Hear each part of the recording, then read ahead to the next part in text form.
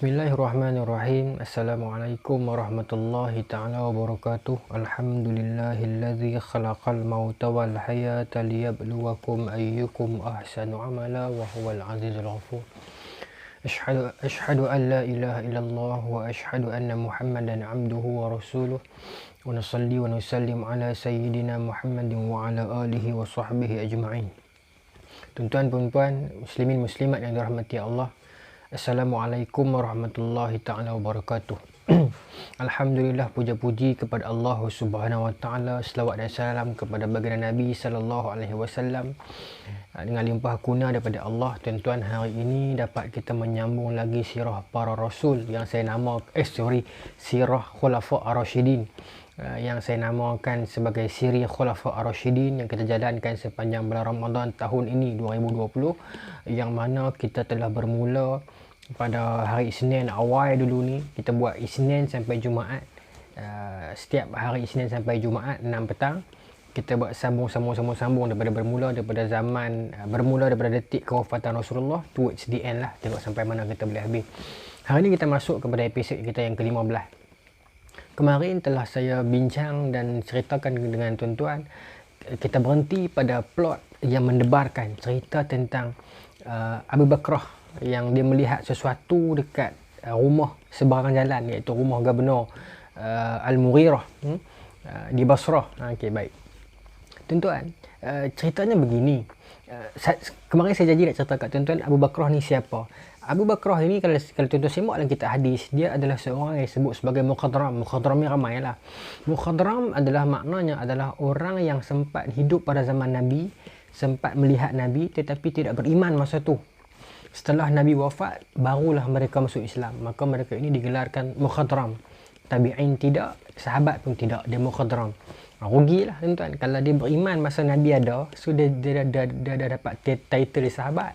Sahabat Nabi SAW memang mulia. Nabi sebut dalam hadis, banyak Nabi puji para sahabat Nabi. Dalam Quran Allah Ta'ala mengangkat darjat para sahabat. Itu sayang sikit lah bila kita menunda keislaman kita. Walaupun sebentar, status telah berubah. Ada banyak hadis juga menyebutkan tentang Abu Bakrah ni. Tuan-tuan boleh baca dalam hadis perang Siffin and so on. Kisah lah menarik juga. Kisah-kisah yang berkaitan dengan Abu Bakrah ini. Maka tuan-tuan, di Basrah apa yang berlaku? Satu petang Abu Bakrah, dia angin bertiup dekat rumah dia ni. Rumah dia saya dah cerita kemarin, seberang jalan dengan ofis Al-Mughirah, yang juga rumah Al-Mughirah juga ofis yang di sana ada Ummu Jamil, seorang janda yang kerap masuk ke situ untuk memberi orang makan. Satu petang Abu Bakrah nak tutup pintu rumah macam beret macam tu lah, para sahabat, para tentera yang duduk di situ kan. Masa dia nak tutup jendela tu, dia terlihat jendela di rumah Al-Mughirah yang terbuka. Maka dia menyaksikan satu peristiwa. Kita sambung esok lah tuan-tuan. Melampau. Baru mula nak sambung. Dia menyaksikan satu peristiwa. Dia melihat Al-Mughirah dalam keadaan tidak berbaju, tidak berpakaian, bersama seorang perempuan sedang melakukan persetubuhan. Maka dia terkejut. Dia tengok tu. Kemudian dia panggil kawan dia lagi dua orang, Shibil bin Ma'bad Ma'dad, tapi yang pasti mereka Shibil dengan Nafi'. Panggil, dia mai tengok ni, hampa tengok tu, Gubernur buat perangai apa tu. Sebab kelihatan perempuan tu macam Ummu Jamil sedang melakukan perhubungan persetubuhan. Maka mereka bertiga menyaksikan benda tu di seberang jalan, di sebalik tabir tingkap itu. Maka mereka jadi geram. How come seorang gubernur yang dipercayai oleh Amirul Mukminin, seorang yang terkenal, seorang warrior, seorang yang disegani, boleh buat perangai macam ni dengan seorang janda kan? Maka mereka sangat marah. Setelah menyaksikan itu, mereka melihat Al-Mughirah bangun dan menyucikan diri dia. Apalah, kemudian masuk waktu azan asar. Bila azan asar, Al-Mughirah pun telah menyucikan diri dan mandi dan sebagainya. Dia turun ke masjid untuk mengimami solat asar. Yalah, memang standard lah, Gubernur, Menteri Besar, Perdana Menteri yang jadi imam. Maka dia, ketika mana Al-Mughirah sedang berjalan menuju ke tempat imam itu, datang Abu Bakrah ini menahan dia. Dia kata, kenapa nak jadi imam? Hang tak malu nak jadi imam? Hanya kami tak tahu apa yang hang buat. Terkejut Al-Mughirah. Maka berlaku sedikit pertelingkahan masa tu. Cuma dalam Bidayah Nihayah tak sebut sampai habis lah, sampai jadi imam lepas tu. Cuma cerita ni bersambung dekat mereka ini hantar surat kepada Saidina Umar dan menceritakan benda ni. Cepat-cepat Saidina Umar hantar utusan untuk Abu Musa Asy'ari, tak silap saya, untuk pi ke Basrah dan memecat Al-Mughirah ni sebagai gubernur. Pasal ini satu tindakan yang memalukan. Bagaimana seorang officer, seorang menteri, seorang kabinet dia boleh buat perangai macam ni kan, berzina kan. Maka terus pecat Al-Mughirah. Al-Mughirah okey, dia dipecat, dia okey. Kemudian bila dia dipecat di Basrah, dia kembali ke Madinah. Bila sampai ke Madinah, Saidina Umar panggil dia lah, nak bagilah kan, kenapa you boleh buat perhubungan macam ni, boleh buat perangai macam ni kan. Maka Al-Mughirah kata, saya buat apa? Saya tak tahu apa pun, Abu Bakar tuduh saya ni kan. Macam tu lah. Maka Saidina Umar panggil Abu Bakar, Syibil dengan Nafi' mai daripada all the way from Basrah mai untuk buat soal siasat. Maka cerita, maka kata Abu Bakar, kata Al-Mughirah kepada tiga orang ni, awak nampak di sebalik rumah saya, di seberang jalan jendela itu, awak mengendap. Kalau benar saya melakukan itu, kenapa awak tidak awak tak cepat-cepat tutup? Kenapa awak enjoy tengok benda tu? Sedangkan apa yang saya sedang buat itu dengan isteri saya, bukan Ummu Jamil, isteri saya. Maka Saidina Umar tanya kepada tiga orang ni, isteri dia ke Ummu Jamil, janda tu?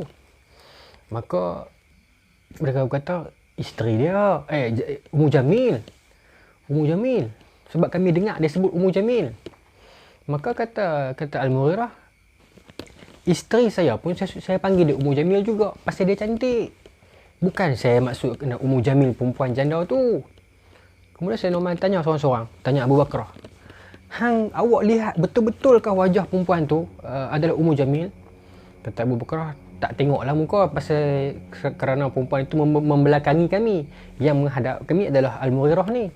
Jadi awak surekah itu Abu Jamil? Tak sure lah. Jadi dia tak boleh jawab. Maka panggil pula Syibil. Saya tak ingat Syibil bin Ma'bad atau Syibil bin Miqdad Al-Maqdad, tapi nama dia Syibil lah. Saya nak tanya dia, awak nampak macam mana? Kata Syibil, saya nampak macam Ummu Jamil. Confirm? Tak berani confirm lah, pasal yelah dalam rumah tu tak berpakaian, sedangkan di luar mereka tu menutup wajah mereka, menutup kan, jadi tak orang nak cam, tapi gaya macam Ummu Jamil. Ataupun isteri Al-Mughirah sendiri pun boleh jadi juga kot. Kemudian Saidina Umar panggil pula yang ketiga, Nafi'. Macam mana? Nafi' kata, saya tak tengok Amirul Mukminin, saya duduk belakang mereka dua orang, tingkat kecil je. Mereka cerita saya dengar lah. Awak tak tengok? Saya tak tengok. Habis tu kenapa awak mengiyakan? Dah mereka kata mereka nampak. Maknanya dulu pun dah ada orang macam ni. Maka Saidina Umar pun perintahkan agar ketiga-tiga orang ini dihukum sebab kerana menuduh orang, memfitnah orang melakukan zina kan. Maka qazaf dikenakan sebab tiga orang ni kena. Bila berkena macam ni, Al-Mughirah puas hati lah. Maka Al-Mughirah pun pergi jumpa Saidina Umar. Dia kata, wahai Amirul Mukminin, awak kena clearkan balik nama saya lah, kena kembalikan balik posisi saya sebab saya tak bersalah. Masa ni Amirul Mukminin Saidina Umar tegas. Dia kata, no way, hang jangan rasa hang terlepas, hang jangan rasa hang suci dan mulia sangat. Belum tentu. Sebab tiga orang tu mereka cuma tak sure either your wife or that Ummu Jamil, sama ada isteri awak atau Ummu Jamil. Itu saja. Bukan mereka itu dihukum kerana confirm awak itu betul. Mereka dihukum kerana tidak cukup bukti dan mereka tidak cukup pasti. Awak betul atau tidak, awak jawab dengan Allah. Saya tak boleh hukum awak sebab saya tak cukup saksi dan bukti. Tetapi jangan sekali-kali awak sangka awak mulia. Kalau betul awak tak buat benda tu, okey. Kalau betul awak buat salah benda tu, taubat kepada Allah. Ini Saidina Umar, ketegasan dia. Aku khalifah, jangan nak catur kau suka-suka hati dah suruh aku buat tu, dah suruh aku buat ini. Taubat kepada Allah. Hebat Saidina Umar, ketegasan dia. Ini kisah tersebut. Dan tuan-tuan, baik, saya nak pergi lagi, saya nak sambung lagi. Kisah yang berlaku lagi dekat Parsi, wilayah Parsi. Ingat tak tuan-tuan, saya tak ingat episode berapa dulu. Banyak sangat dah kan. Tapi tuan-tuan mesti ingat lah. Saya cerita dulu tentang 3 orang warrior Parsi yang hebat. Maharaja mereka nama Yazdajid. Kemudian ada 3 orang panglima yang hebat. Ada Rustum, ada Julinus dengan ada Hurmuzan. Rustum dengan Julinus telah mati dalam perang Qadasiyah sebelum itu. Hurmuzan sempat lari. Ingat tak saya cerita? Baik. Bila Hurmuzan lari, dia bawa diri dia ke wilayah nama-nama Parsi ni saya tak hafal lah, tapi ada wilayah nama Jaya Sadur, kemudian ada wilayah nama Al-Tustas, kemudian wilayah nama At-Tur, banyaklah wilayah-wilayah lain. Asur, banyak wilayah yang lain, banyak nama-nama Parsi yang saya tak hafal lah, tapi Hormuzan melarikan diri. Tapi bila dia ni gubernur yang besar, raja juga kan, saya katakan raja-raja kecil Parsi, min mulukil Firs, antara raja-raja Parsi, maka dia ada pengaruh. Bila setiap kali dia pergi ke kawasan itu, Islam datang, dia ajak pendamaian, dia tak mau perang dah. Bila Islam memberikan pendamaian, bila pahlawan dah keluar, dia bunuh para ulama Islam. Maka dia lari ke Kota Lim pula. Bila Islam datang nak serang dia, dia kata dia nak berserah diri, dia nak berdamai. Kemudian bila Islam dah tinggalkan dia, bayar jizyah, dia bunuh pula orang Islam. Benda ini berlaku 3-4 kali. Sampai Saidina Umar hantar komander elit untuk turun pergi serang dia. Antaranya ada Al-Bara' bin Malik. Al-Bara' bin Malik ni saya dah cerita daripada episod awal lagi. Hebat dia, warrior dia. Perang sungguh-sungguh nak lawan dengan Hormuzan ni. Sampai diceritakan dalam Bidayah wa Nihayah. Al-Bara' bin Malik lawan one by one dengan 100 orang. One by one masuk lawan dengan dia. Dan ke 100-100nya mati di tangan Al-Bara' bin Malik. Kehebatan dia ini. Saya pernah ceritakan sebelum ni kan, episod sebelum ni, kehebatan dia ni. Maka mereka menyerang. Sampailah satu tahap Al-Bara' bin Malik ini dibunuh oleh Hormuzan. Hormuzan pun bukannya salang juga, kuat juga dia. Akhirnya Al-Bara' bin Malik dibunuh oleh Hormuzan dengan pengkhianatan dia, penipuan dia, dia trik macam-macam bagi sahabat macam percaya, dia bunuh. Maka bila Al-Bara' bin Malik, komander, panglima hebat, pahlawan dibunuh, maka Saidina Umar begitu marah, maka Saidina Umar hantar pula Abu Sabrah untuk dengan 3 orang warrior yang lain, ada Nu'man, satu lagi nama saya tak ingat, untuk pergi satu mission yang khas, tangkap Hormuzan, balik ke Madinah. Sebab dia kerosakan yang Hormuzan buat terlalu besar. Dia tipu orang Islam, dia mengkhianati perjanjian, dia menganiaya Al-Bara' bin Malik, kemudian membunuh Al-Bara' bin Malik dalam keadaan yang sangat tragis dan zalim. Maka ditugaskan Abu Sabrah sebagai ketua ni untuk pergi mission yang khas, tangkap Hormuzan, bawa balik. Maka mereka berjaya menangkap Hormuzan. Tapi peristiwa penangkapan Hormuzan tu menarik lah. Dia lari, dia menyorok ke dalam satu kawasan ladang. Kemudian datang tentera Islam mengepung dia. Maka dia menyerit kuat. Dia kata, dekat belakang aku ni ada 100 anak panah. Dan kemahiran aku tak pernah lagi miss sasaran aku. Aku boleh panah hampa setiap seorang. Sebab hampa tak nampak aku sekarang, aku kat mana. Maka tentera Islam pun jadi risau juga kan, sebab Hormuzan ni pun hebat juga. Maka tentera Islam tanya, habis tu apa yang awak nak sekarang? Kata Hormuzan, jangan bunuh aku. Kalau nak aku, tangkap aku hidup-hidup, bawa aku jumpa Umar, seperti mana yang hampa nak. Dia berkata okey. Maka mereka menyimpan pedang mereka. Mereka pergi kepada Hormuzan. Dan kali itu mungkin Hormuzan tak berani nak tipu dah lah, sebab ramai. Maka dia diikat.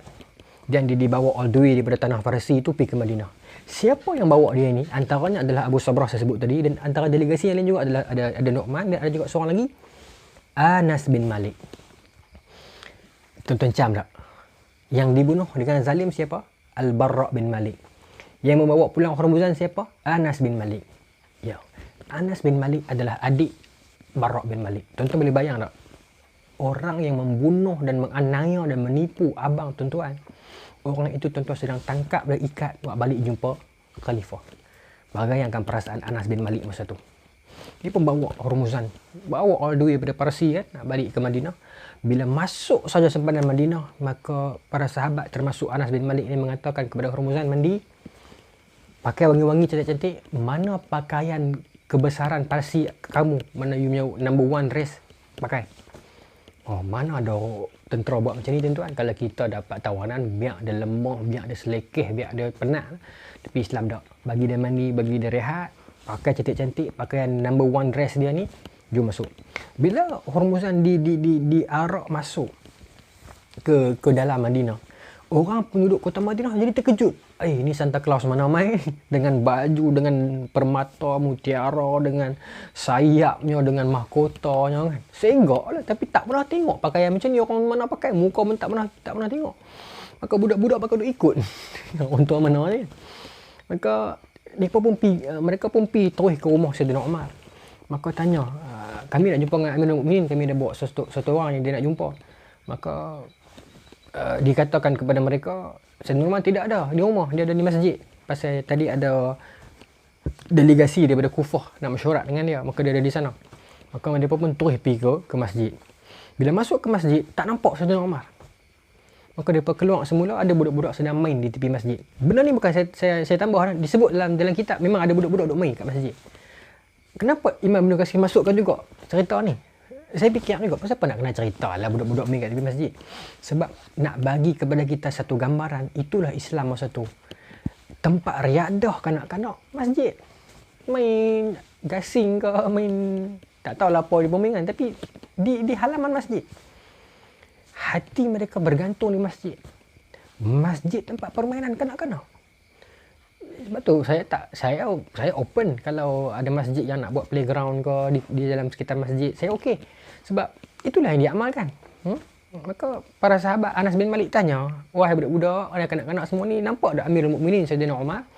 Maka kanak-kanaknya beritahu, lah Amirul Mukminin dalam masjid tadi tu. Kata Anas, tak nampak pun, ada duduk tidur. Maka dia masuk semula. Bila masuk ke masjid, nampak ada satu orang tu duduk tidur dengan lapik kain. Maka kata orang Muzan, mana dia Umar? Mana dia Khalifah? Maka kata Anas bin Malik, slow sikit suara kamu tu. Kata orang Muzan, siapa? Tu. Kata orang Muzan, takkan runtuh ni Saidina Umar? Shhh.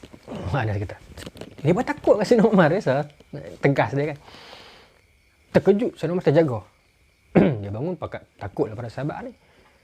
Saidina Umar tengok, Santa Claus mana ni pelik Maka Saidina Umar tanya pada sahabat 3 orang ni, ada Hurmuzan? Ni Hurmuzan ke? Anas bin Malik kata ya. Saya bangun. Nampak khalifah macam tu.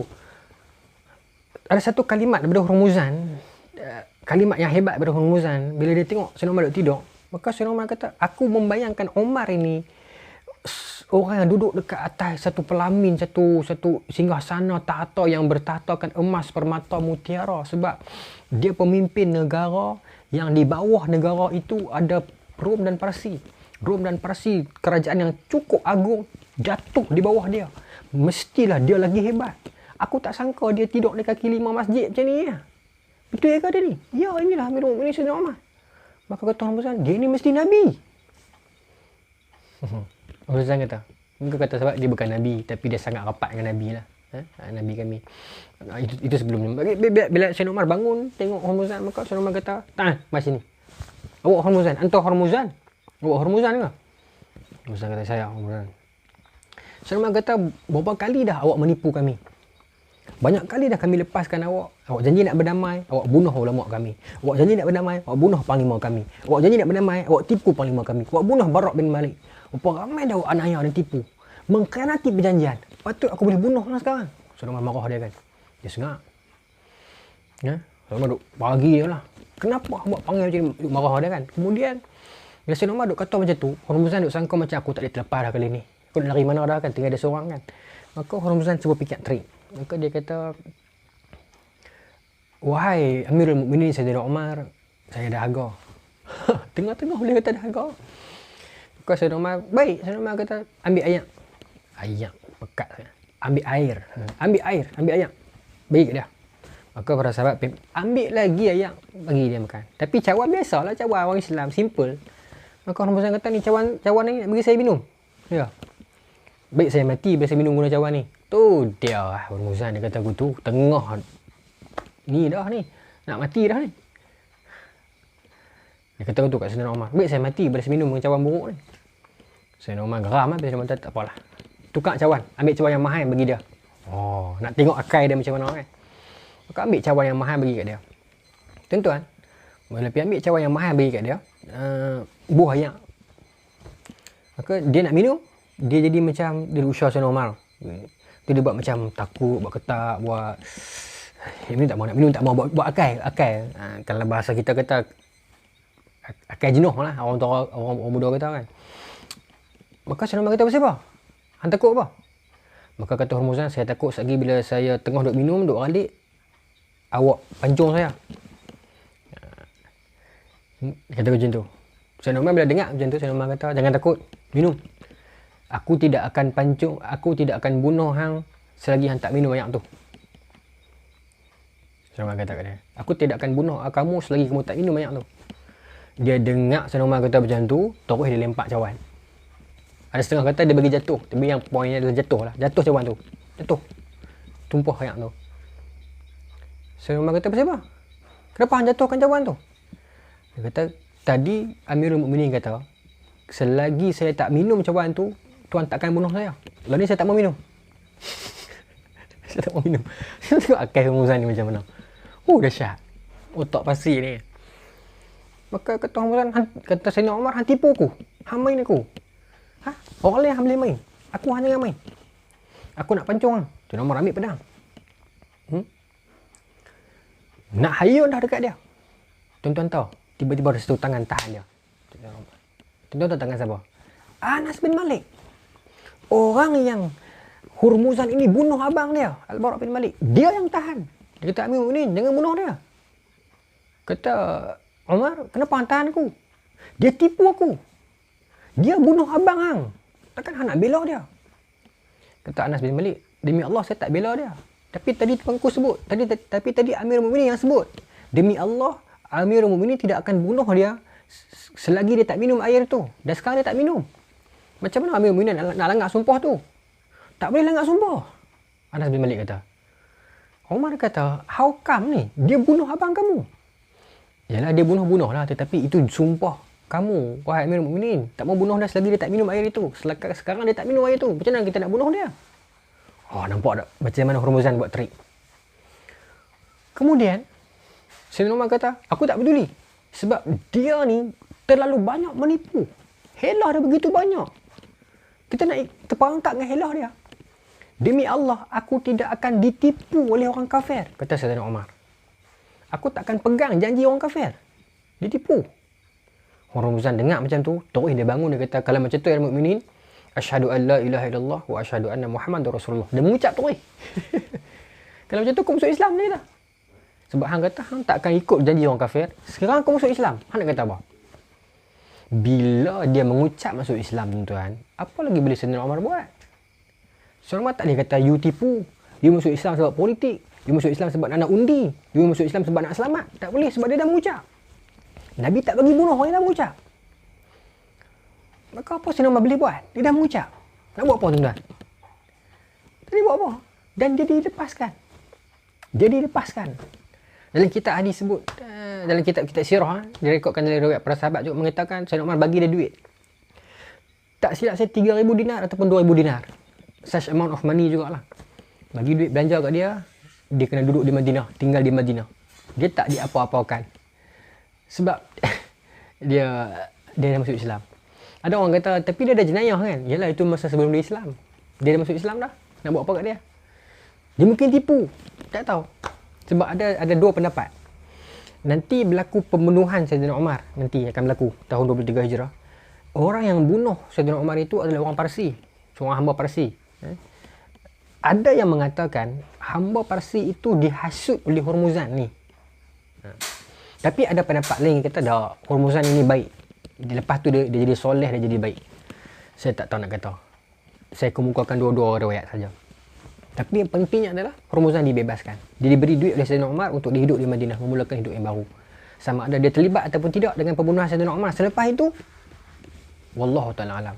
Masing-masing kuat riwayat tersebut. Tuan-tuan kajilah, tuan-tuan kaji. Saya sarankan tuan-tuan kaji dan ceritakan kepada kami. Baik, itu yang berlaku pada tahun 17 Hijrah. Kemudian masuk, itu penghujung 17 Hijrah. Kemudian masuk tahun 18 Hijrah ni, selepas habis wabak itu, wabak Ta'un Al-Amawas itu, Sayyidina Umar turun ke Syam sebenarnya sebelum tu, masa tahun 17 Hijrah. Dia bagi khutbah kepada orang Syam, dia bagi bantuan, kemudian dia panggil Bilal bin Rabah untuk azan. Dan Bilal bin Rabah azan, para sahabat semua menangis rindukan Nabi. Itu di Syam. Baik. Tapi tahun 18 Hijrah tu berlaku disebut sebagai tahun Ramadah, tahun kering kontang ataupun tahun kemarau. Madinah mengalami kemarau yang sangat dahsyat. Terus sangat dahsyat. Sampai tahap makanan tidak ada, kelengkapan tidak ada, semua tidak ada, sampai susah sangat-sangat dah. Orang sampai tidak ada makanan, terputus bekalan. Sayyidina Umar jadi pening rungsing. Saya baca dalam kitab Ar-Rijal Haula Rasulillah, lelaki-lelaki di sekeliling Nabi, disertakan bagaimana satu ketika Sayyidina Umar berjalan satu malam, berjumpa dengan satu orang perempuan tua yang sedang menangis, rebuh batu. Sayyidina Umar tanya dia kan, macam mana makcik ada makan apa tak ada. Maka dia kata tak ada makanan apa. Khalifah Umar tak pernah peduli kat kami. Makcik tu tak tahu. Sayyidina Umar yang tanya dia. Mungkin dia sedang bersenang lenang kat istana dia. Kami ni rakyat ni nak makan apa pun tak ada ni. Apply BPN pun tidak layak. Macam tu lah. Habislah. Maka diceritakan dalam kitab Rejah Rasulullah SAW, terus balik ke Baitul Mal, ambil pikul gandum ni, pergi ke kampung tu. Tengah malam. Sampai masa tu Aslam tanya dia, wahai mukminin, mainlah kami pikul, jangan pikul lah, kami bawa, kami para pegawai kabinet, kami bawa. Umar tak payah, aku bawa. Dia pikul sendiri, masa tu dia tak larat tua dah. Dia sendiri pikul tengah malam, pergi ke rumah makcik tu, bagi gandum. Sampai makcik tu kata, baguslah, siapa dia ni baiknya kan. Sampai lepas bagi rumah makcik tu, dia pergi hantar rumah makcik ni, pergi hantar rumah pakcik tu, pergi hantar rumah orang ni. Satu dia bagi. Dia tak sangka kampung tu terlepas. Memang selama ni duduk bagi. Makanan pun dah habis dah. Tapi tak sangka kampung ni terlepas pandang, macam tu lah. Dia sendiri bagi. Kon makcik tadi tu kata kepada para sahabat yang duduk ada ni, siapa dia tu bagusnya. Bagus baiknya. Maka kata para sahabat, itulah Amirul Mukminin Sayyidina Umar. Yang makcik kata tadi tu, dia lah Sayyidina Umar. Apa macam tu? Hebat Sayyidina Umar. Dia tak marah makcik tu. Dia menangis. Hebat tuan-tuan. Sayyidina Umar ni pernah satu ketika Sayyidina Osman tegur dia. Dia sedang lari ke sana sini bawa satu ranting kayu tau. Sayyidina Osman tegur dia kata, hai Amirul Mukminin pergi mana tu? Tengah-tengah hari rembang tu, lari pergi balik bawa ranting kan. Sayyidina Umar kata, ni ada lembu korban. Binatang lembu-lembu nak korban. Saya bahasa Malaysia ni saya kata lembu korban lah. Binatang korban lah. Yang dihimpun dekat balai Baitul Mal tu. Hilang seekor. Maka aku nak pergi cari ni. Maka kata Sayyidina Osman, ramai lagi pegawai duk ada ni. Askar polis semua suruh carilah. Kata Umar, tak boleh. Ini harta orang Islam ni. Apa aku nak jawab dengan Allah Ta'ala nanti? Hilang satu binatang ni. Sayyidina Osman menggiling, dia kata, wahai Sayyidina Umar, engkau telah menyusahkan pengganti engkau nanti. Apa makna tu? Maknanya kira benchmark yang engkau tinggalkan terlalu tinggi untuk dikejar oleh pengganti engkau nanti. Tapi pengganti nanti Sayyidina Osman jugalah kan. Hebatlah Sayyidina Umar ni, kisah-kisah dia menarik lah. Tuan-tuan, dia tangkap pencuri waktu malam. Kisah kehebatan Sayyidina Umar ni begitu hebat. Saya tak cerita semua lah, tuan-tuan boleh dapati dalam kuliah-kuliah orang lain. Ya, sebab tu saya pilih dalam siri ni, saya nak kisah sisi-sisi lain yang tuan-tuan jangan dengar kan. Banyak lagi kisah-kisah Sayyidina Umar yang menarik. Saya nak kembali kepada tahun Ramadan itu, yang sampai tahap Madinah ni tidak ada makanan langsung. Habis dah makanan dalam Baitul Mal tu, habis, clear dah, reserve dia. Tak tahu nak buat apa dah. Orang sampai hilang pekerjaan, tanam pun tak jadi, ayak pun tak ada. Susah hati Sayyidina Umar, susah hati. Sampai akan direkodkan dalam beliau Nihayah, disebutkan dalam beberapa kitab sirah yang lain macam Tariq Tabari. Sampai Sayyidina Umar, Imam Baihaqi riwayat. Sebut dapat. Imam Baihaqi riwayat. Abu Bakar Baihaqi sebut kisah ni yang mana Sayyidina Umar sampai dia pergi ke makam Nabi. Berdoa, tawassul, minta ya Rasulullah, umat kamu sedang kelaparan ini, dahaga, haus, makanan tak ada, pekerjaan tidak ada, kemarau yang lama ni. Tolong kami ya Rasulullah. Sampai tahap tu. Ni saya riwayat oleh Imam Baihaqi. Dalam Dalailun Nubuwah. Dalam kitab Dalailun Nubuwah. Imam Baihaqi. Macam tu. Kan? Sampai tahap tu. Susah tuan-tuan. Hujan tak turun. Tanaman tak jadi. Kemarau. Makanan habis. Sampai satu ketika Sayyidina Umar sedang duduk. Satu petang tu. Sudut pening kepala fikir apa aku nak buat ni kan. Datang satu orang lelaki. Maka ditahan lah oleh para sahabat. Nak main jumpa Amirul Mukminin nak buat apa? Kami tengah bincang masalah negara besar ni. Ni siapa? Kan? Maka kata lelaki ni, saya penting nak jumpa dengan Nabi, dengan Sayyidina Umar ni. Maka kata para sahabat, keliling ni nak jumpa dengan Amirul Mukminin nak buat apa? Kami tengah, bukan tak bagi jumpa, boleh jumpa. Sayyidina Umar okey, openly. Tapi masa ni tengah duk meeting penting ni nak buat macam mana kan? Maka kata lelaki ni, jangan halang saya. Saya utusan daripada Rasulullah. Lelaki ni sebut macam tu. Terkejut para sahabat. Terus bagi masuk. Apa maksud dia ni? Maka jumpa dengan Sayyidina Umar, dia cerita, wahai Amirul Mukminin, saya datang membawa utusan daripada Nabi. Saya datang membawa kabar daripada Nabi. Terkejut Sayyidina Umar. Han cakap apa ni? Nabi dah wafat. Ya. Saya mimpi. Mimpi? Kata Sayyidina Umar. Ya. Mimpi apa? Esok saya cerita. Esok saya tak tahu piye pada. Wallahu taala alam. Assalamualaikum warahmatullahi taala wabarakatuh.